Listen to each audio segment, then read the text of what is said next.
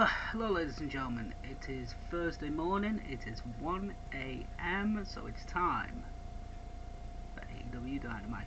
So, Fyter Fest Night 1 last week was a good show. It was very entertaining, but I've kind of learned that I need to be a little bit more harsher with AEW Dynamite. I think that the last 2 weeks I've kind of been a bit happy with. The fans have been back, so we're going to be a little bit harsher tonight, guys. I think that's only going to be fair. But last week was very entertaining. I will have to admit that one. The coffin match was great. The promos were good. There was a lot of good stuff on the show. So this week, it's going to be a little bit harsher, guys. So let's get to our first matchup, shall we? I think we shall.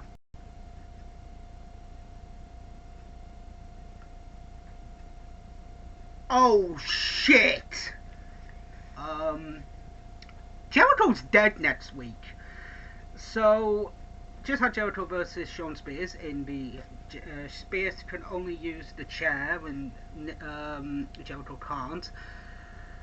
This wasn't too bad. I mean, there was a few sloppy spots, but you know, there was 3 chairs involved and it was one of those things. Jericho wins after Shawn Spears runs and he shoves Spears into the chair and then the Judas effect into the 1-2-3, and then next week it's a no disqualification match against Nick fucking Gage. Jericho's gonna die. Jericho's dead, ladies and gentlemen, next week. I mean, they are gonna put Jericho over Nick Gage, but oh boy, that's gonna be entertaining. The match was very decent. It wasn't anything bad. It was okay. But again, it was just the first labor. Next week, the no DQ match with Nick fucking Gage. Holy fuck, that's gonna be insane. But yeah, you know, we're getting a rundown of the matches for tonight's show. Hopefully, the Texas Deathmatch is gonna be our main event. I mean, Gage versus Moxley in AEW. Fair enough, I mean, that's a possibility, ladies and gentlemen, but it's a bit of a shocker. I have to admit that one. I would have thought they would not hire Nick Gage, I'll be honest with you. But weirder things have happened, ladies and gentlemen. Weirder things have happened. So, it's Frankie Kazarian versus Luke Gallows next in the Elite Hunter versus the Elite. So, let's do it.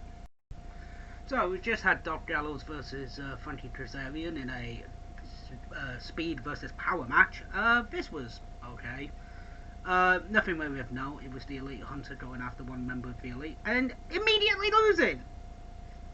So, big mistake. I feel like Frankie should have gotten a cheeky roll up and got pinned that way, and then the beatdown would have made a bit more sense other than just literally getting pinned out of nowhere with the double choke slam and the story.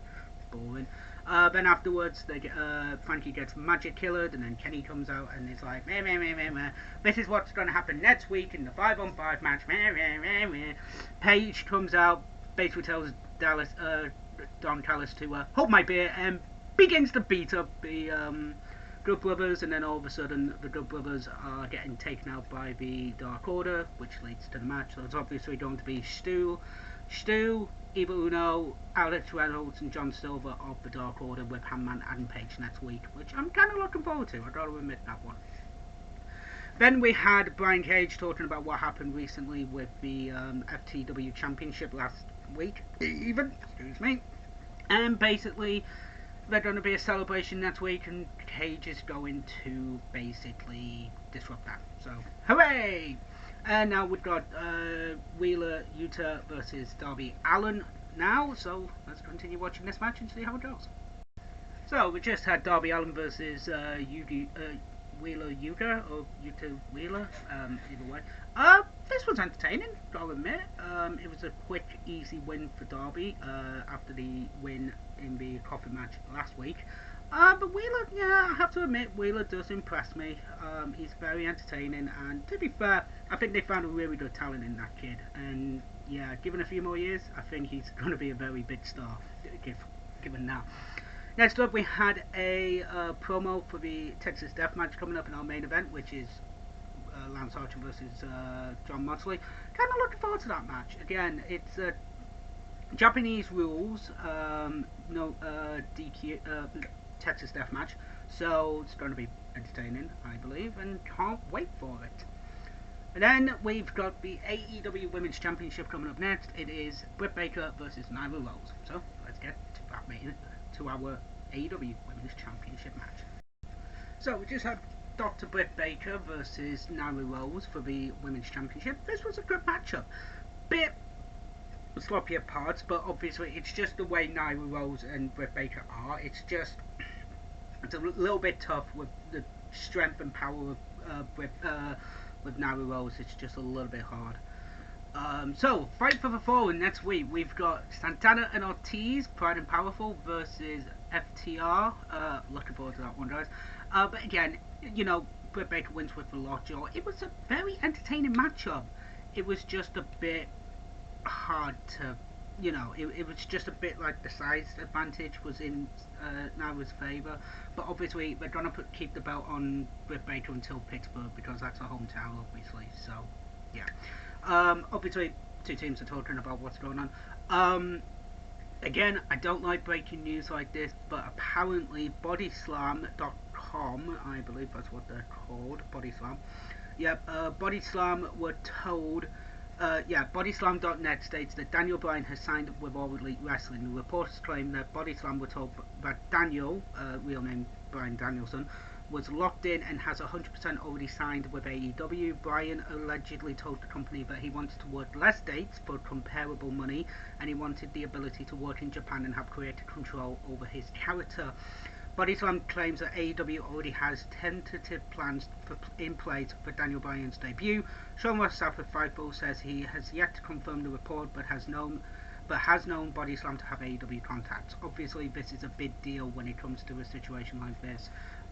When I know more information, I'll let you guys know, but that is a situation where if it's true, then holy shit, that's big news, and if it is, then Jesus Christ, what a steal for AEW. But again, I